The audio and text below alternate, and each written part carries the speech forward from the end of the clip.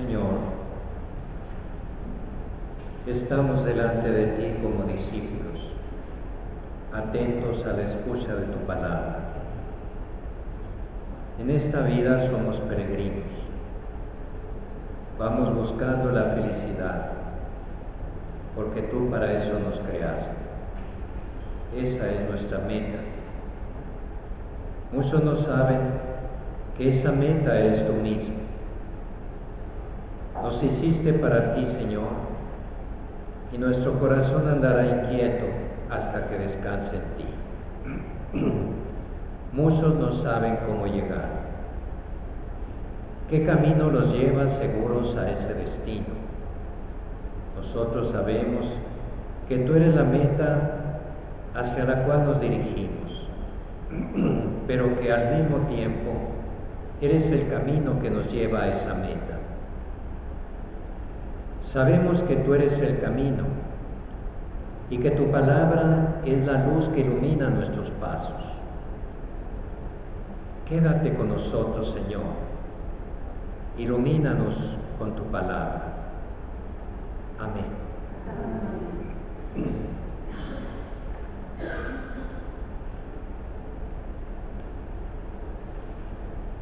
Gracias por esperarme unos minutitos.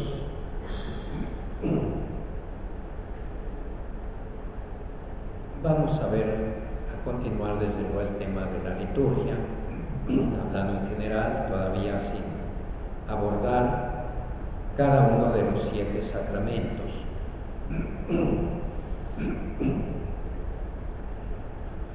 Lo primero que nos dice el catecismo en este tema, diversidad litúrgica y unidad del misterio, es que el misterio de Cristo, el misterio pascual de Cristo, convertido en celebración, convertido en culto, convertido en liturgia,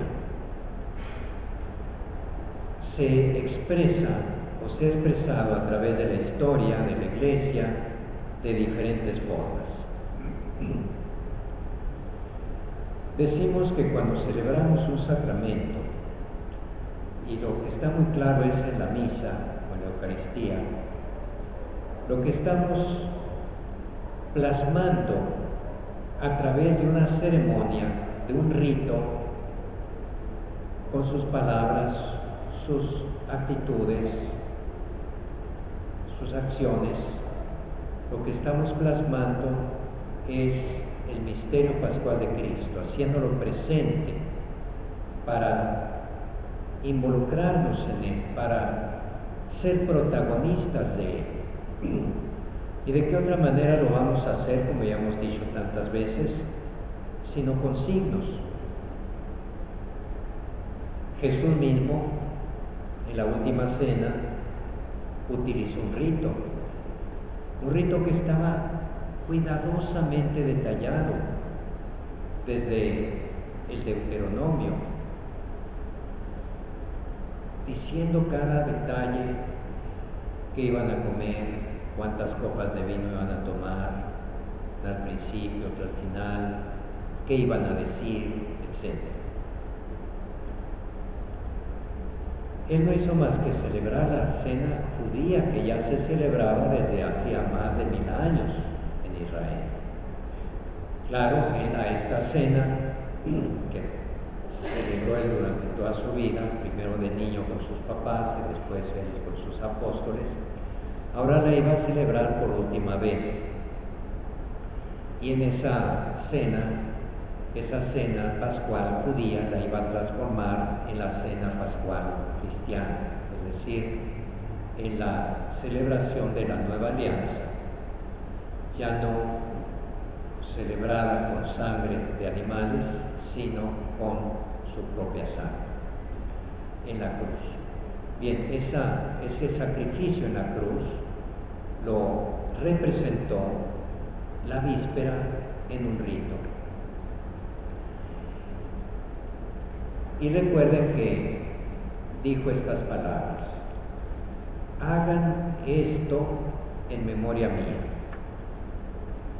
Así como Yahvé les había dicho a los judíos que aquella cena última que tuvieron al salir de Egipto de pie, con los túnica puesta ya para salir corriendo. Ahora les dijo, celébrenla cada año. Pues ahora Jesús nos dice, hagan esto en memoria mía. De manera que aquel rito sagrado, que aquel sacrificio sagrado en la cruz y aquella resurrección posterior iban a quedar plasmadas, encerradas, contenidas en un rito con todo su poder, con toda su fuerza que tuvieron en la cruz y en la resurrección, con toda esa fuerza, con ese Cristo mismo, ahora iba a estar expresado en un rito, una ceremonia que se compone de acciones ya previstas, fijadas. Eso es un rito. Hay un instructivo, hay que hacer esto, ahora sigue esto, etc. Fieles a esa orden de Jesús, hagan esto en memoria mía, los apóstoles y las comunidades cristianas que vinieron después comprendieron que tenían que recordar, hacer presente continuamente ese misterio pascual de la muerte y resurrección a través de ese rito. Pero como el cristianismo, la fe cristiana, el evangelio, se fue predicando en diferentes países, con diferentes culturas, con diferentes lenguas, se fue expresando en esas culturas y en esas lenguas, se fue como utilizando el molde de esas culturas y lenguas. Así, por ejemplo, cuando los apóstoles, San Marcos dice que se fue a predicar el evangelio a Egipto, celebraba esta misma ceremonia de la última cena de acuerdo con la cultura egipcia, con su lengua egipcia. Los que se fueron a la India, o a Persia, o a Armenia, o a Grecia, o a Roma, se fijan, no llevaban como tenemos ahora un misal, un instructivo, para decir cómo se celebra, sino que conservaron el meollo, el núcleo, lo esencial, que consistía en palabra y acción. Palabra de Dios que se leía, que se anunciaba, y la acción que era la misma que hizo Jesús. Tomó el pan, después de invocar al Espíritu Santo, tomaban el pan, decían el sacerdote, usando las palabras de Jesús, esto es mi cuerpo, esta es mi sangre, la copa de vino, esta es mi sangre, etc. Eso era lo esencial. Cada cultura y cada lugar pues le pusieron elementos, ¿verdad?, que completaban ese núcleo. De manera que se conservó la misma fe. El magisterio de la Iglesia siempre cuidó que no se alterara ese elemento esencial, ¿verdad?, pero dejó en libertad a que cada pueblo lo expresara como quisiera. Por eso dice el número 1263, las tradiciones litúrgicas o ritos actualmente en uso en la Iglesia son el rito latino, principalmente el rito romano, pero también los ritos de algunas iglesias locales como el rito ambrosiano, el rito hispánico visigótico, o los de diversas órdenes religiosas, los ritos bizantino, alejandrino, copto, siríaco, armenio, maronita y caldeo. El Sacrosanto Concilio, fiel a la tradición, el Concilio Vaticano II, fiel a la tradición, declara que la Santa Madre Iglesia concede igual derecho y honor a todos los ritos legítimamente reconocidos y quiere que en el futuro se conserven y fomenten por todos los medios.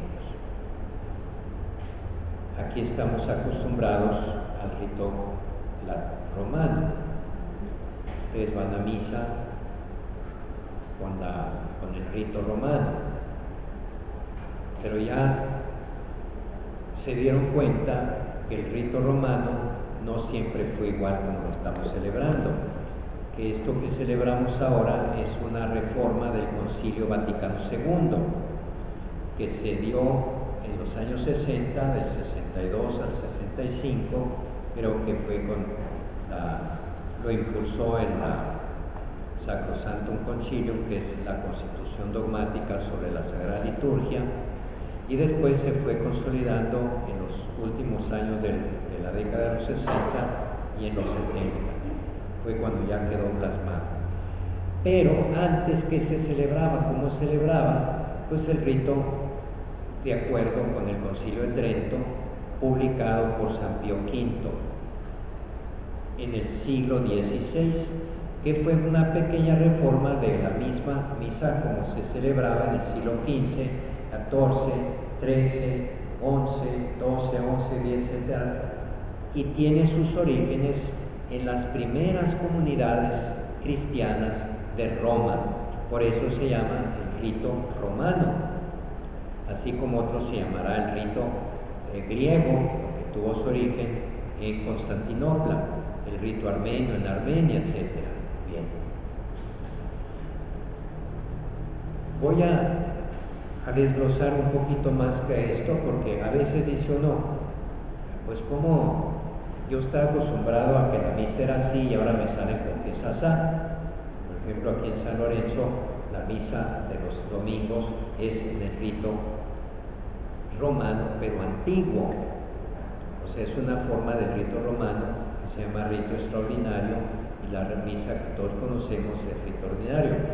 Pero aquí en la ciudad, por lo menos, hay otro rito, el rito maronita, que se celebra en la iglesia de San Charbel. Si quieren conocer ese rito, vayan a una misa y conocen el rito maronita, que es antiquísimo. Bien. En realidad hay como 20 ritos, como 20. Pero los 20 están agrupados en 4 familias de ritos. O sea, cada familia tiene varios ritos que se parecen mucho entre sí, los de la misma familia. Pero antes hay que aclarar que es un rito. ¿Qué se entiende por la palabra rito? El rito no es nada más la manera de celebrar la misa, es lo más visible, desde luego.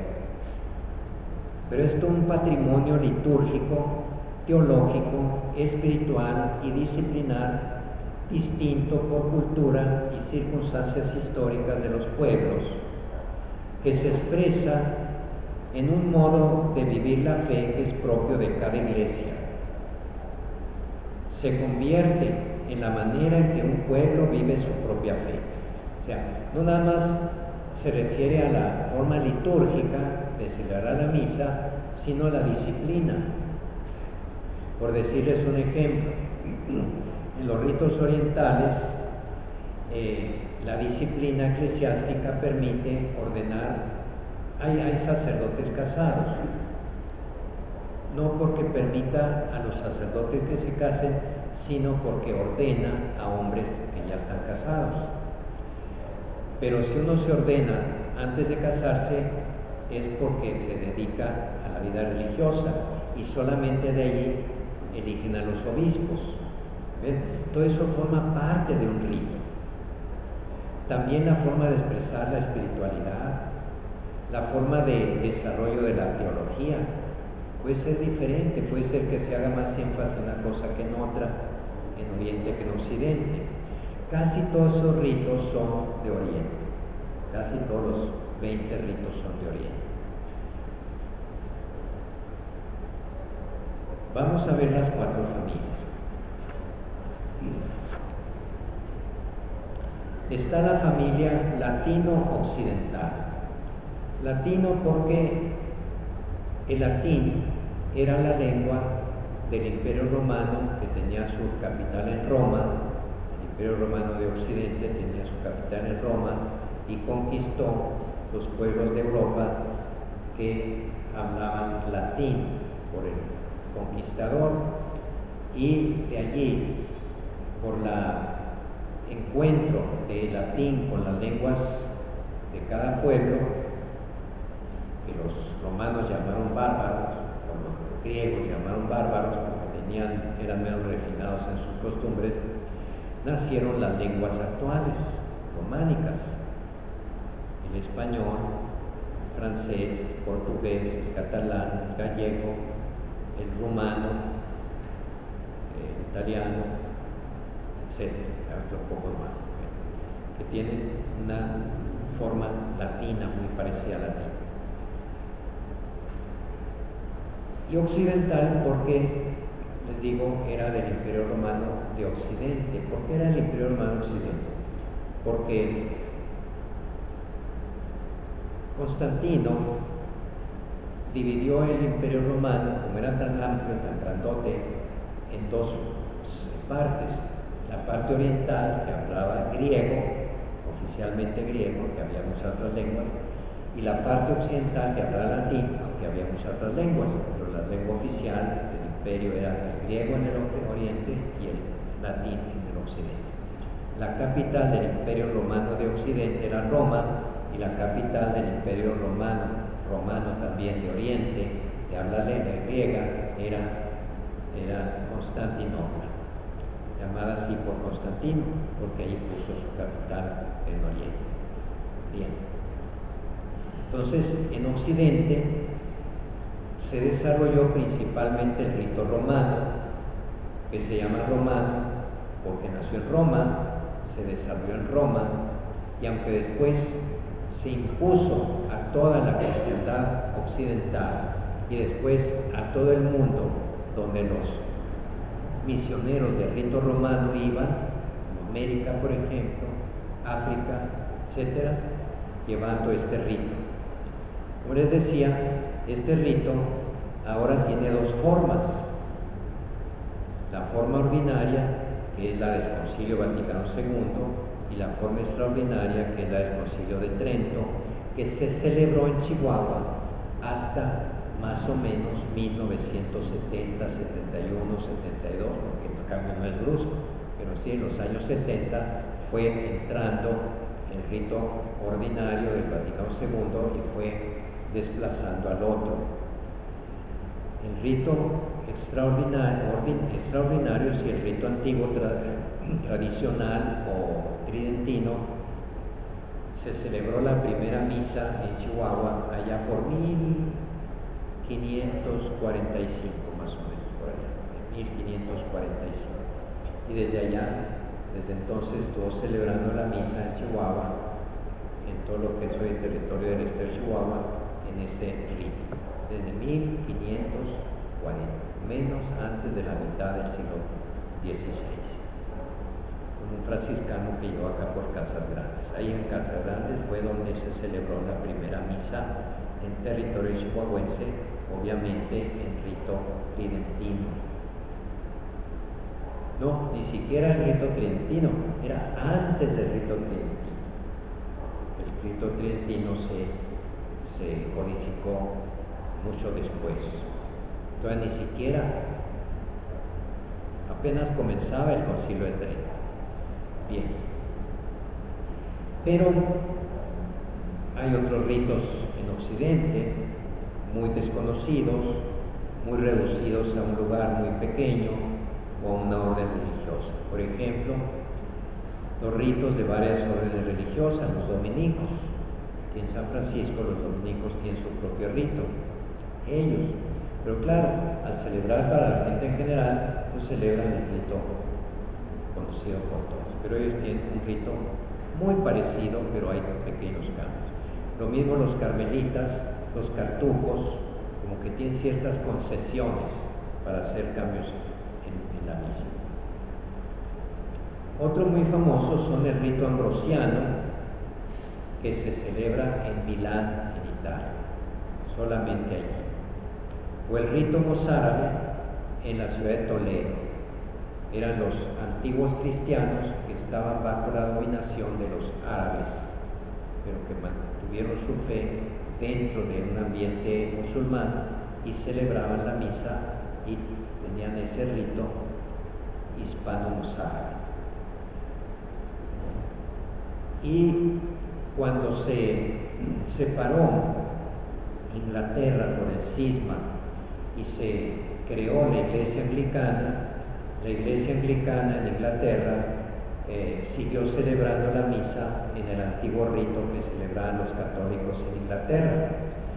Y alrededor del año 2000, el Papa Benedicto XVI creó el ordinariato anglo-católico o católico del rito anglicano, es decir, todos aquellos anglicanos que por muchas cosas que estaban pasando en su iglesia querían pasarse a la iglesia católica para que no perdieran su rito y sus costumbres legítimas dentro de la iglesia de Inglaterra, conservaron su rito, un rito que se llama anglicano católico.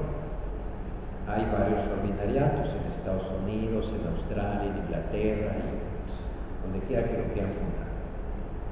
Entonces, así terminamos los ritos de la primera familia latino-occidental: rito romano, rito de varias obras religiosas, rito ambrosiano, rito mozárabe y rito anglicano católico. 5 ritos en la familia latina.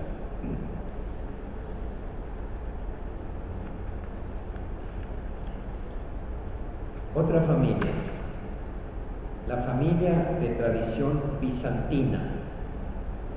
Esta familia de tradición bizantina son los griegos. El imperio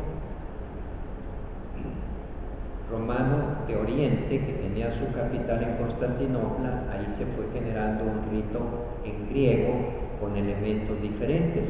Si ustedes han visto una misa de rito griego, véanla en internet, busquen la misa de rito bizantino o de rito liturgia San Juan Crisóstomo, también se llama, verán, es una celebración con mucha más pompa, con mucha más solemnidad que nuestras misas solemnes. Sus vestiduras, todo es mucho más. Ellos quieren representar a través de esa pompa las realidades divinas del cielo. Bien. En este rito hay 5, en esta familia hay 5 ritos.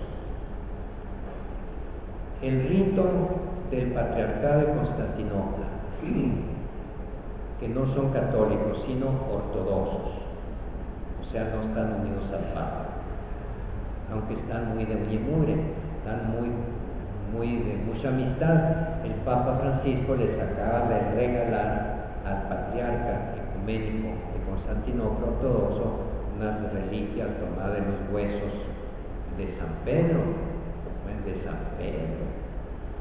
Y es que la iglesia de Constantinopla tiene como patrono a San Andrés y la de Roma a San Pedro y Pablo. Resulta que Andrés y Pedro eran hermanos carnales, entonces también eso hace ver cómo las dos iglesias son hermanas. Pero no todos los cristianos que practican el rito en griego del Patriarcado de Constantinopla son ortodoxos. Hay también católicos, se llaman católicos greco-melquitas. Tal vez se van a hacer bolas con tanto nombre, con tanto rito y con tanta división, pero pues por lo menos dicen, alguna vez oí que así era.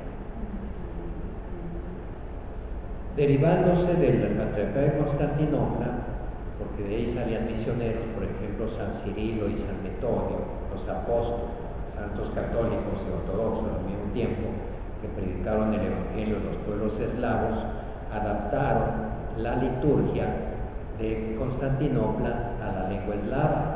De hecho, hicieron un alfabeto diferente al griego, que es el cirílico. No sé si han visto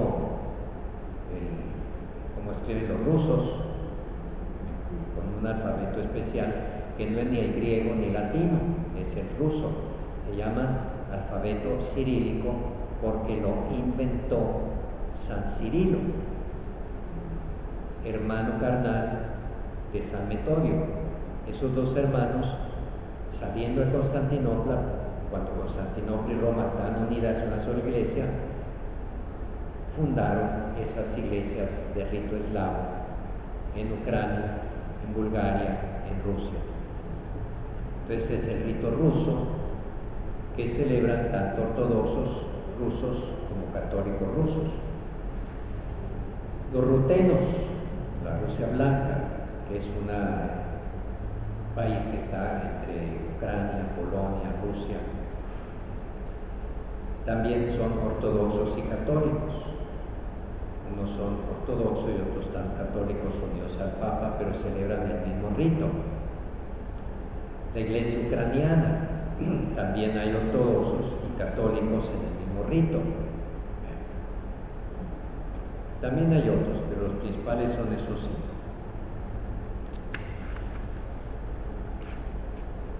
Tercera familia, antioqueña o siriaca. Esa comprende dos agrupaciones.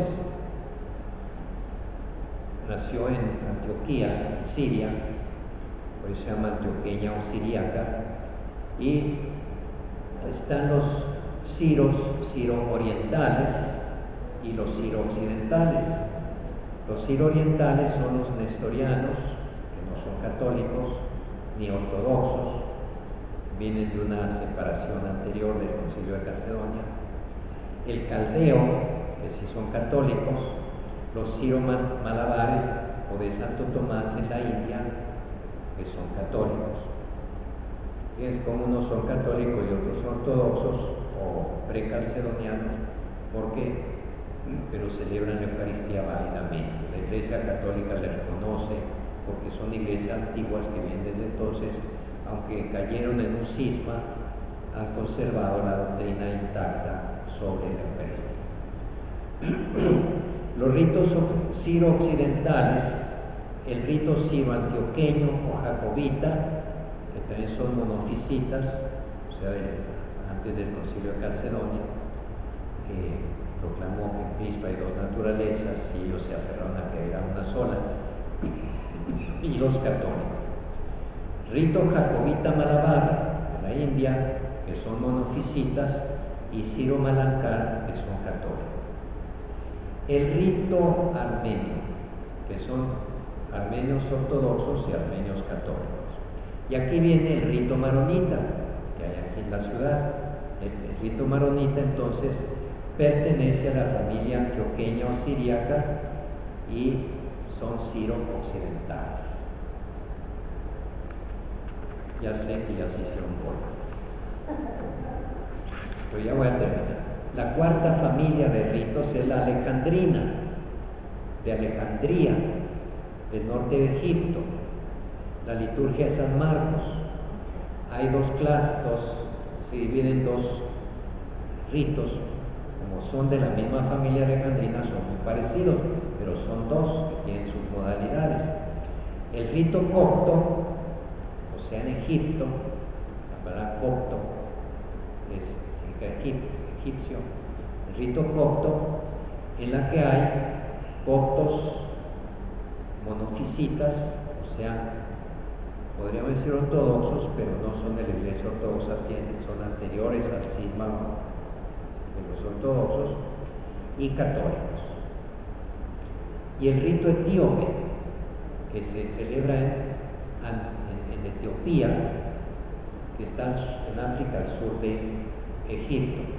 Allí se desarrolla una gran cristiandad y son monofisitas también, cristianos, creen en la Eucaristía, creen en todo lo que creemos.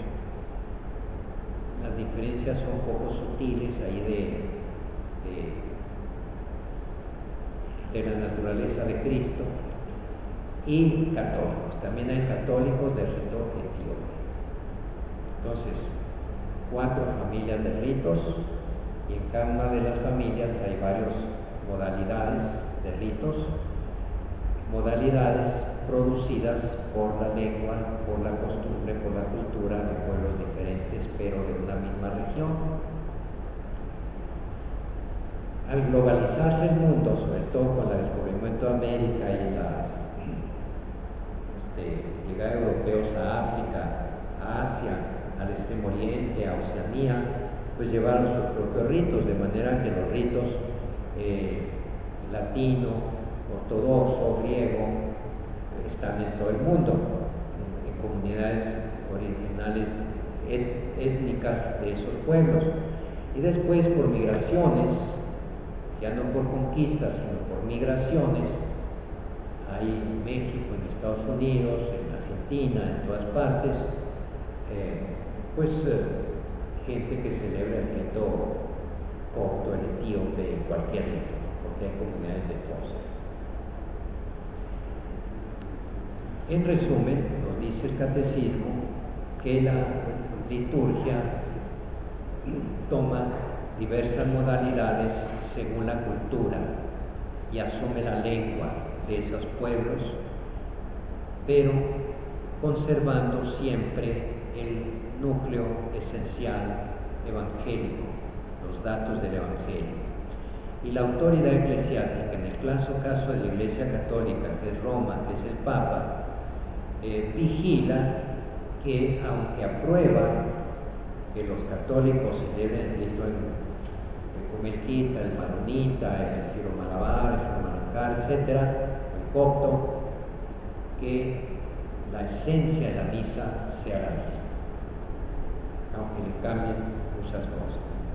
Como cambiaron muchas cosas de esta renovación del Concilio Vaticano II respecto al tridentino, cambiaron muchas cosas. Si ustedes vienen a misa el domingo a las 6, pues van a ver que es muy diferente a la vista, pero lo esencial es igual: la consagración, la proclamación de la palabra antes de la liturgia eucarística.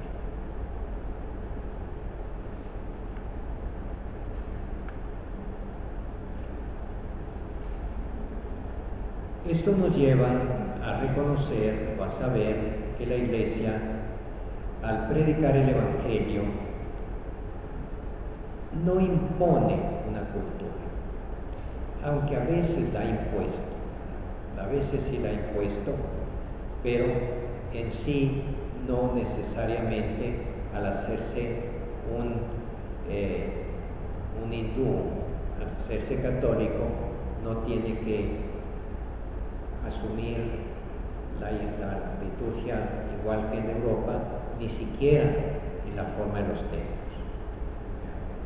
Hacia los templos puede utilizar la arquitectura propia del país.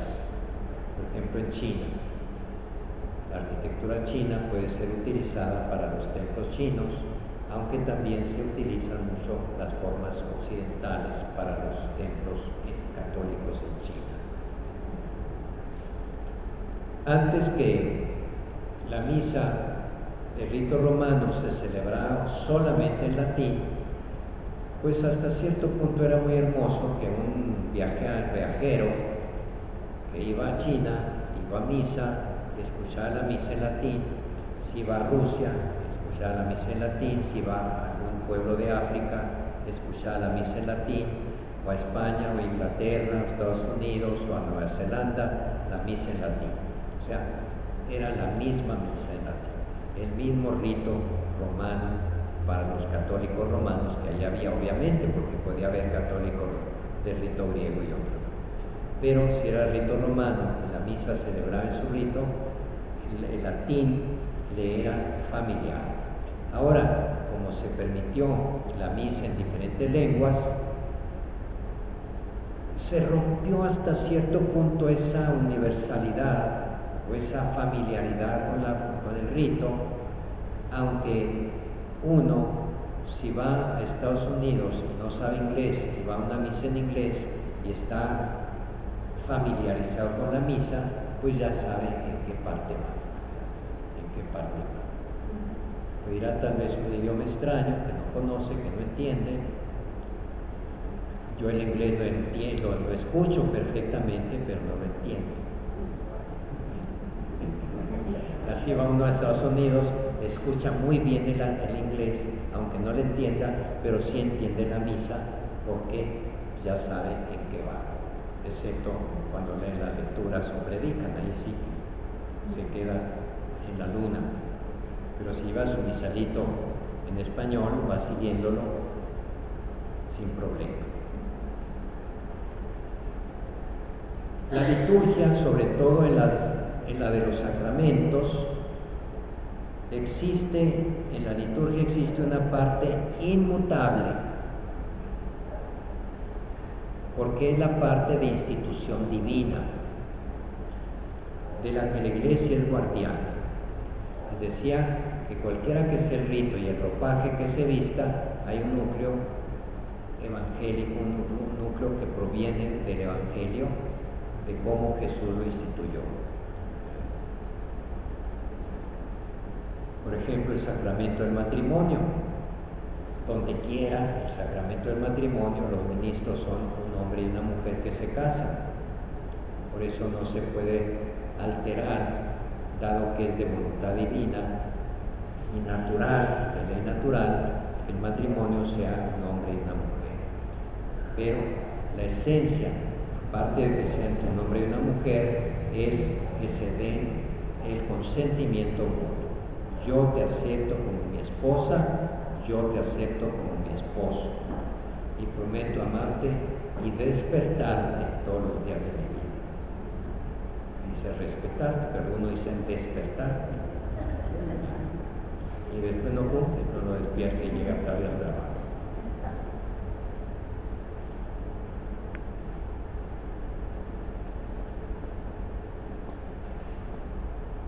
Así como hay partes inmutables, hay partes susceptibles de cambio, y ella tiene el poder de cambiar, como lo hizo con el rito romano, que cambió muchas cosas. Cambió la lengua, aceptando las lenguas nacionales, cambió muchas formas. Pues es muy diferente, la mera verdad, la misa tridentina. Si ustedes no la conocen, conozcanla aquí los domingos a las 6 de la tarde, a la misa del Novus Ordo, que se llama, el rito renovado por el Vaticano II.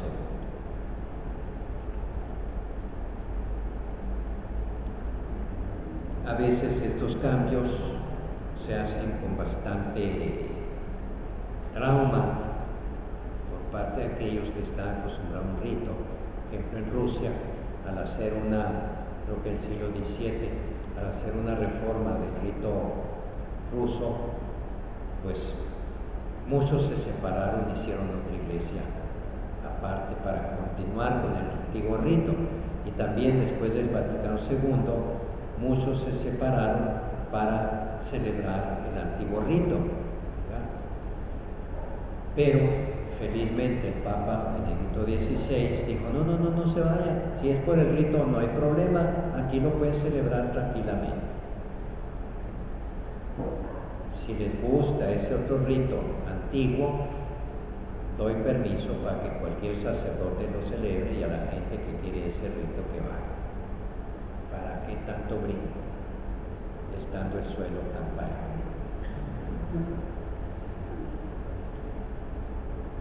La diversidad litúrgica puede ser fuente de enriquecimiento, pero también provocar tensiones, incomprensiones, incluso cismas, estoy diciendo. En este campo es preciso que la diversidad no perjudique a la unidad. Hay mucha diversidad. La diversidad la unidad de la Iglesia no significa uniformidad. Hay muchas cosas que pueden ser variables o varias, diferentes, excepto el dogma, excepto la doctrina, excepto lo esencial. Eso tiene que ser siempre para todos igual.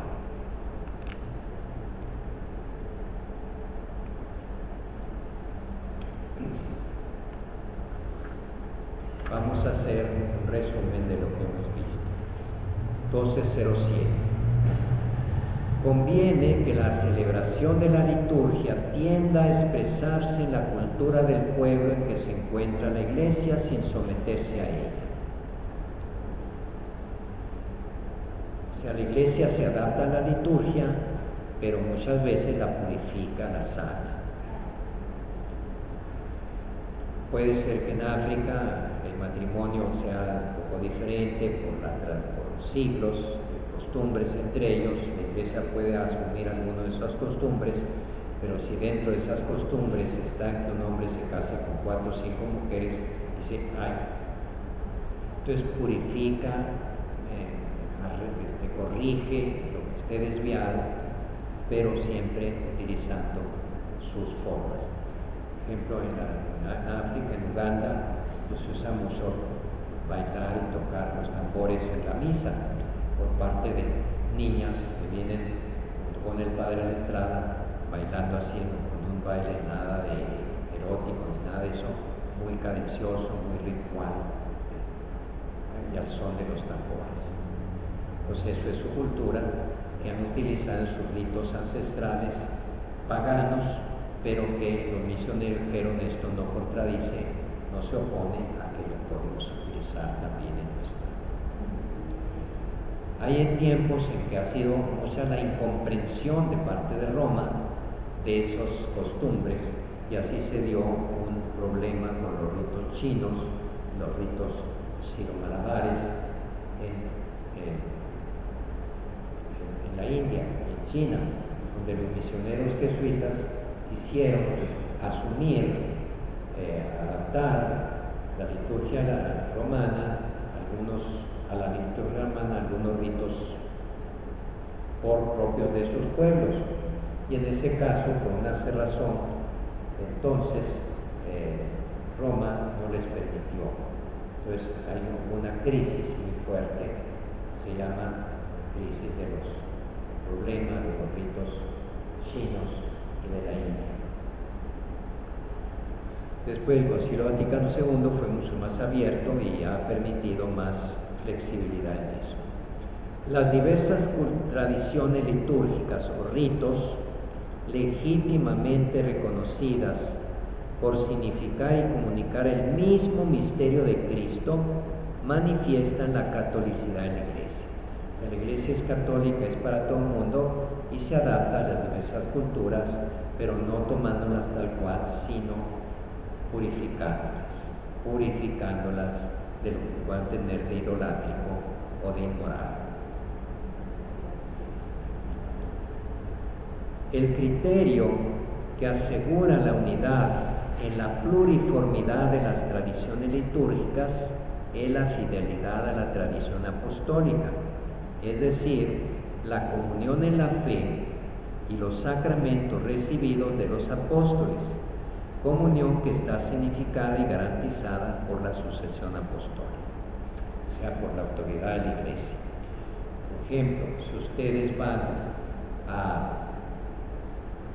por decir un ejemplo, a Líbano y van a una misa de rito melquita, que es como católicos, tienen su rito latino, romano, pero ahí van a una misa de rito griego, melquita, y pueden comulgar, ¿okay? Es su misma fe. Están celebrando el mismo sacramento, están consagrando el cuerpo y la sangre de Cristo, el pan y el vino, y por lo tanto lo esencial es igual y pueden comulgar.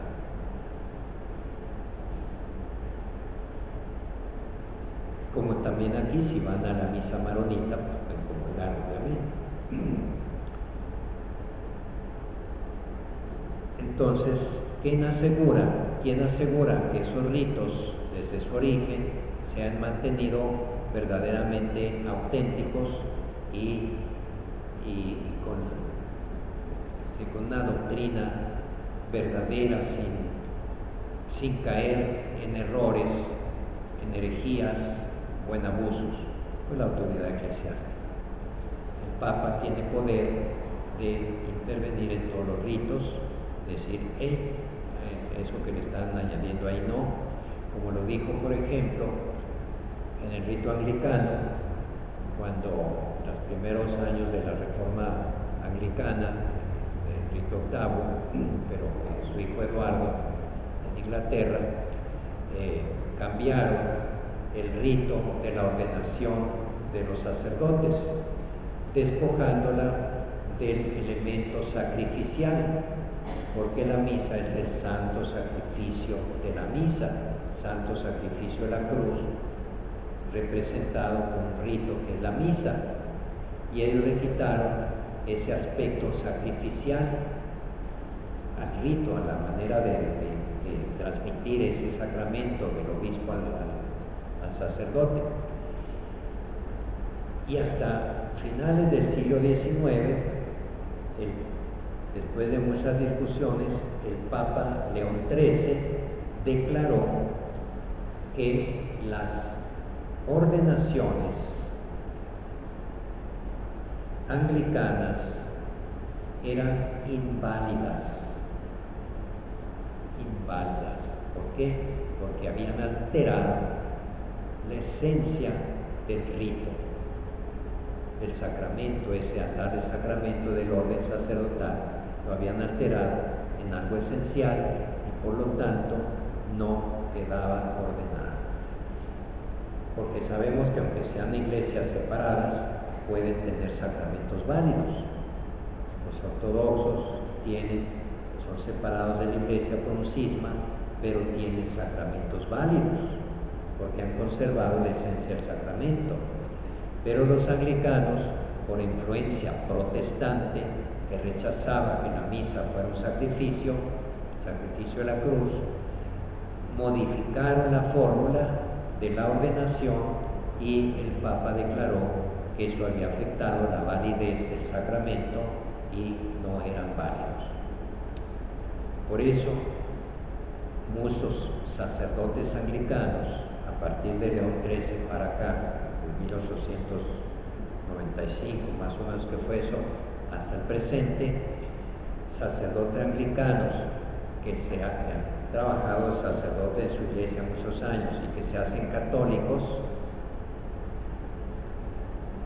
y quieren seguir siendo sacerdotes en la iglesia católica, y la iglesia aprueba que sean sacerdotes en la iglesia católica, los tiene que ordenar de nuevo.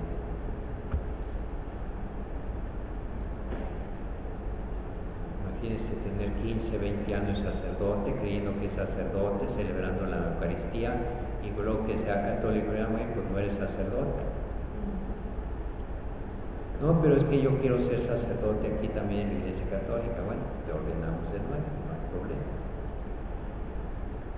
Según su situación personal, ¿verdad? Habría que ver muchas cosas. Y si está casado, lo admite con toda su familia. Es las excepciones que hay en la iglesia del rito latino de aceptar un sacerdote casado. ¿Por qué? Porque el celibato no es sacramento y el matrimonio sí. Entonces ya viene con un sacramento y viene el sacramento manda y se puede ordenar aunque esté casado, porque está legítimamente casado. Bueno, pues aquí terminamos antes de entrar al estudio de cada uno de los sacramentos. Vamos a comenzar con el bautismo, al que el catecismo le da una importancia enorme y muchas páginas muy apasionantes.